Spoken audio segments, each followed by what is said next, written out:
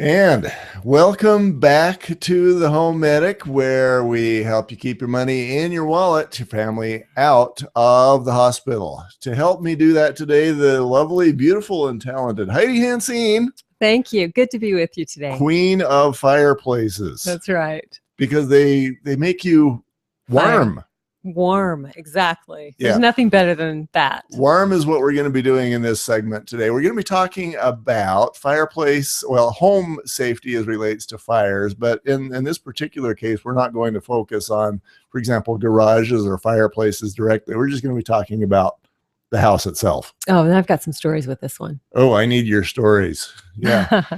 Now, as I was doing my research, what I found is that cooking is actually by far and away the largest source of fires and injuries, not deaths, but injuries in a home. So that means that there must be more people that cook the way I do. Well, it could be. Yeah. Children and inexperienced people and maybe home medics. You often hear the stories about maybe kids who are cooking bacon and maybe the grease catches on fire because we get too much heat going. And of course, the temptation is to throw water on it because water kills fires, right? Never do that in the kitchen. Never do it's that always, in the kitchen. Yeah. Better to have a fire extinguisher or baking soda. Baking soda helps a little bit. So yeah, what's happening there, if you do throw water on that, it becomes a very unpleasant experience because now you've got splattering grease that's burning everybody, and now you've made your trip to the hospital. Yeah, there's something about water with grease or gasoline, or it doesn't help. It's not helpful. It makes it much worse. Mm-hmm. So cooking is the number one reason why you have home fires in the house, and it's by far the number one reason why people have fire-related injuries in the house. You want to be careful about that. If you cook like I do, just have somebody else do the cooking for you. Call Heidi. We're talking about even the microwave can be a problem for people who forget to take the twist tie off the bread, or leave a little tin foil on their meal and they forget that you're not supposed to put metal in the microwave. Shoot, I do the twist tie for entertainment. Are you in that? Oh, you are in that category. Yeah, that is right. Born in that category. You're also going to want to, of course, keep combustibles away. Gas is more and more of an accepted method and preferred method. I guess that's the word I'm looking for cooking food. That's an open flame. Okay. So, you store bills on your counter nearby. It's very easy for those sorts of things to start burning. And then if you're me, you're not only burning the bacon, but you're burning your bills as well. Right. Exactly. So I want to hear some of your pads, stories. Paper towels. Yeah, hot pads would work. Then they'd be a little hotter than they were perhaps designed for. Exactly. Stories. Well, they don't all have to do with cooking, but we have had some cooking things happen. Yeah. You've probably seen these videos on YouTube already. Don't leave us though right now to go find this, okay? Promise before I tell you the story. Those ceramic Pyrex 9 by 13 dishes. I've had the experience of taking one of those out of the oven and putting it, maybe it was Corelle, and putting it on the stovetop. The stovetop wasn't hot, but there was a little bit of moisture on there, just a slight bit of moisture, and the whole thing exploded. So my food was, and you had the food splattered all over with glass and everything in the whole kitchen. So I've had that experience. So just a little bit of water, and then you've got this huge temperature differential, and then the clay or whatever material it is going to shatter, and then today's stew becomes today's mess on the floor. Exactly. So that's not necessarily a fire related issue, but I've had that. I've had, like you said, the issue with pans boiling over and splattering. Or did you say that? Maybe you didn't. But the pan splattering and boiling over, and then you've got the fire grease growing in the bottom of the burner area. I've had that. I've had to throw the baking soda on there a couple times when that got out of control, especially when I've added oil to my pasta to help it keep the foaming up down. Then the water will boil over and the oil will start to catch on fire. So you have to I guess one of the things we probably ought to be mentioning is make sure you've got at least one of those boxes of baking soda nearby. Yeah, for those little things, the baking soda works great. It covers it. I'm going to say probably two, because if you actually use the baking soda and the chance that it's empty or mostly empty, then that's not going to do you much good. So we need a couple of them. No, and now back to away from the cooking and back to the more dramatic story I had about the in-home fire. Uh-huh. And that was the time that we had my sister's wedding open house at my home.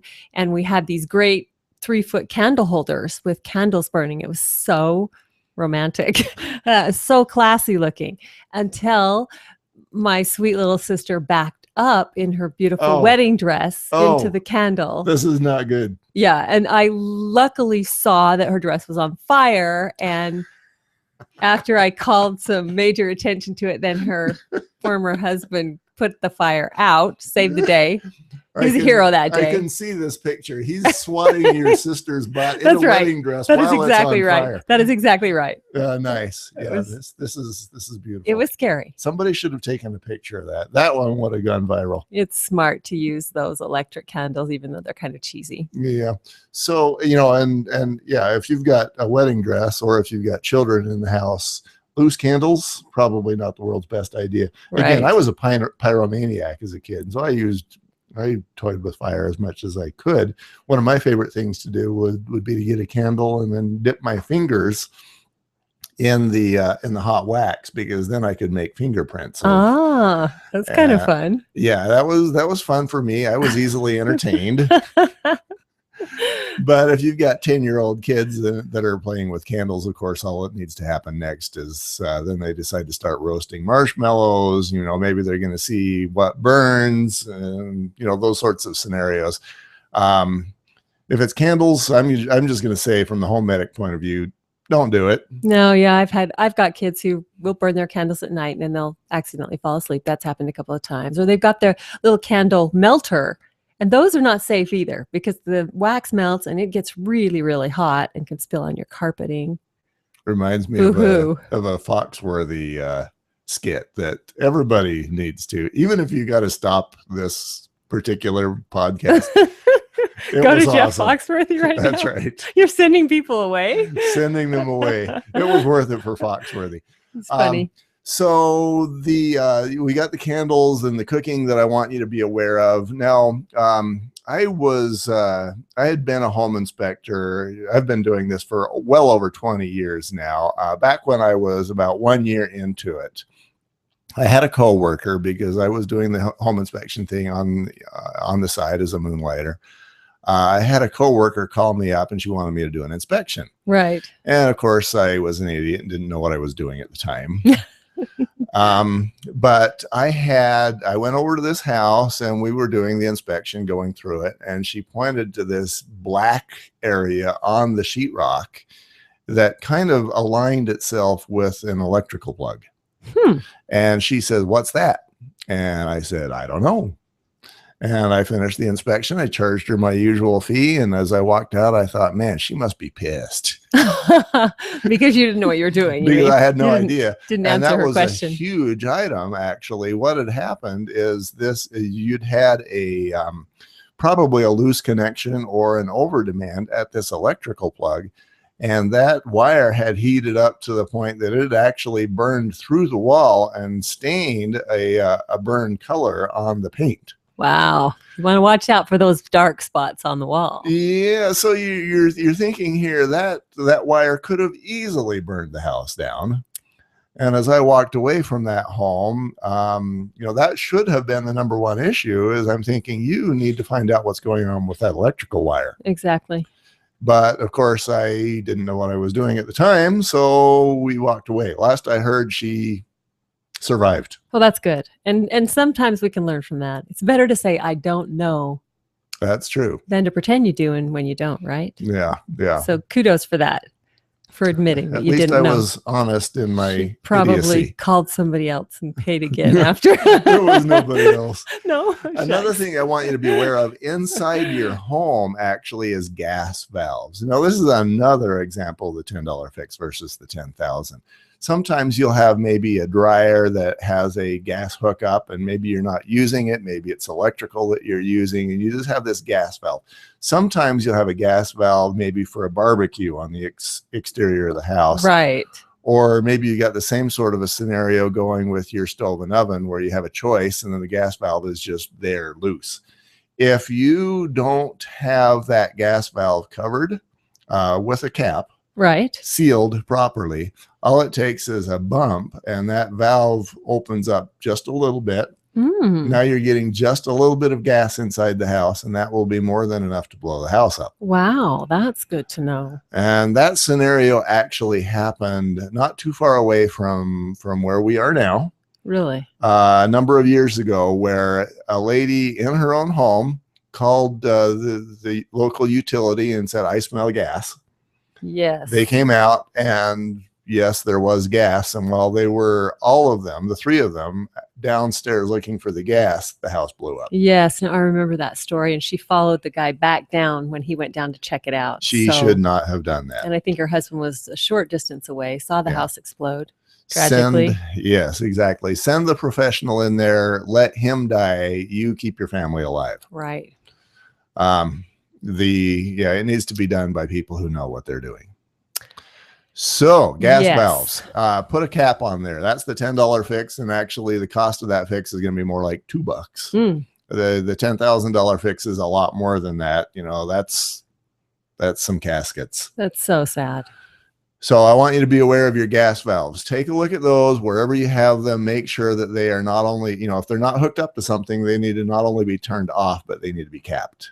Okay, that's great to know. Good information. Cigarettes, actually, if you look at the FEMA website, you'll find that cigarettes, people will quite often light a cigarette while they're tired and then go to sleep. Yes. In fact, I had a neighbor who had that happen in their home. Somebody left a cigarette on a bed comforter somehow.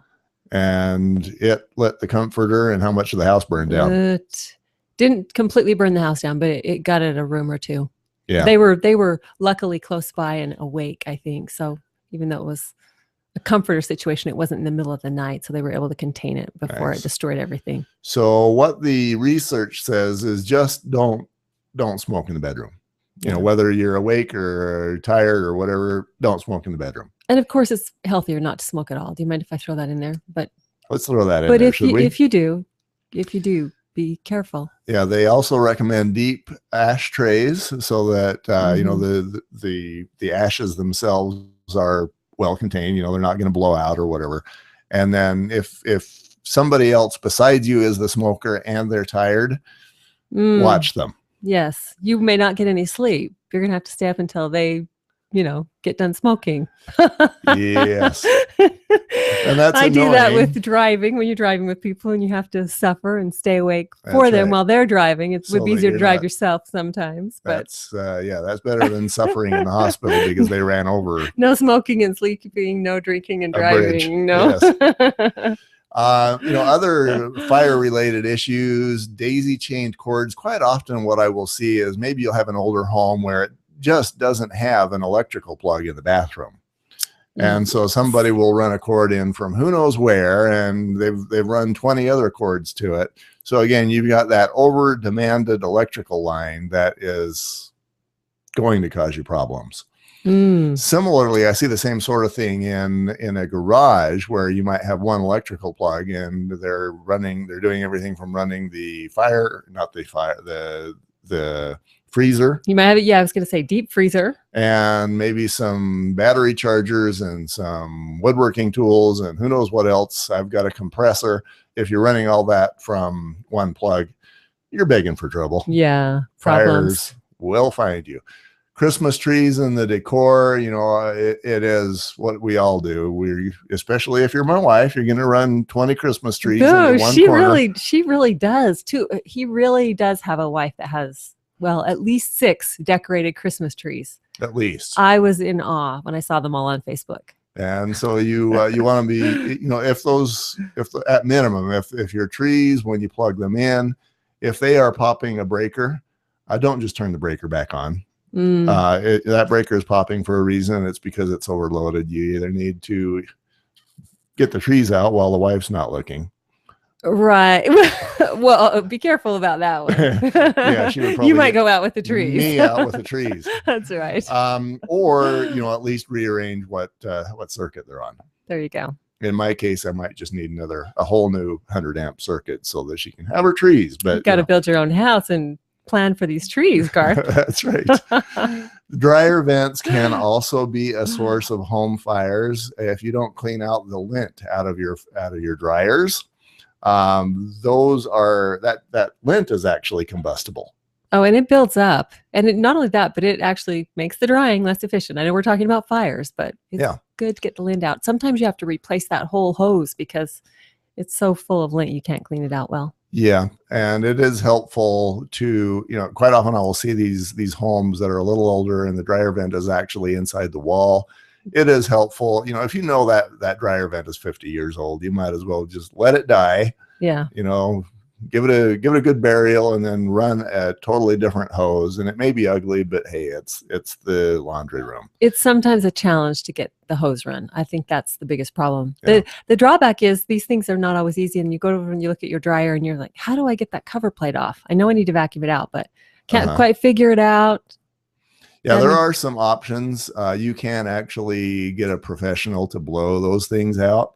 And also, I'd have you be aware on the dryer vent covers that if you don't have those flaps there and in good condition, then you're going to get blockages because the mice and birds are going to be going in there and nesting, and that's annoying. But it also becomes a fire safety issue. So on the outside, you definitely want those flapped covers. It keeps the mice out of your house too. Right. Yeah, and that is an easy fix. Another one of those $10 fixes. That's definitely it's probably what? $5. Yeah, I think I bought one, maybe $5.78.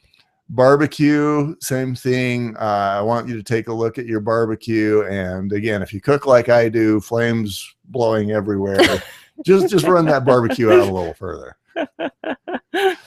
Okay, Heidi, you are now master of your mansion for in-home fire safety. Okay, we've covered almost everything except my blow dryer. Yeah. Do you have a minute? Yeah, it just keeps tripping the fuse, and then it doesn't work, and I can't handle that. Do I need to replace the whole outlet? You probably, what's happening is it tripping the GFI? I think so. If that's the case, yeah, you have a miswire. You might have an overload because a lot of those blow dryers are pulling a lot of juice, and if the system is already overloaded or if it's poorly connected, yeah, that's trying very hard to tell you that there's a wiring problem. And rather than just reset the switch and burn your house down, we need to find out why we have the wiring problem.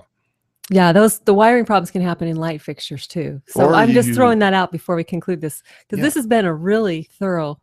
Yeah. Or, I'm thinking that you have another option, and it's going to cost you nothing at all. What is that? No. Just do my hairstyle. Oh, she's got this. What do you think? It's great on you, Garth. It's great on you. Yeah.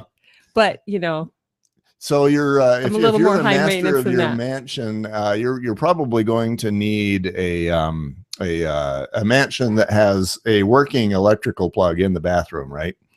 Definitely. I can rough it once in a while, but not very often. All right. So this time your mansion is going to be actually a real mansion. And where's it located this time? Oh, goodness. I think I might just stick right here in good old Midwest USA, right? Right. Mansion in Montana. A little bit further south. Yeah, a little bit further. Yeah, Montana's a little cool sometimes. Montana and Wyoming are off the list. Master of your mansion for home fire safety, homemedicusa.com, especially if you live in Montana.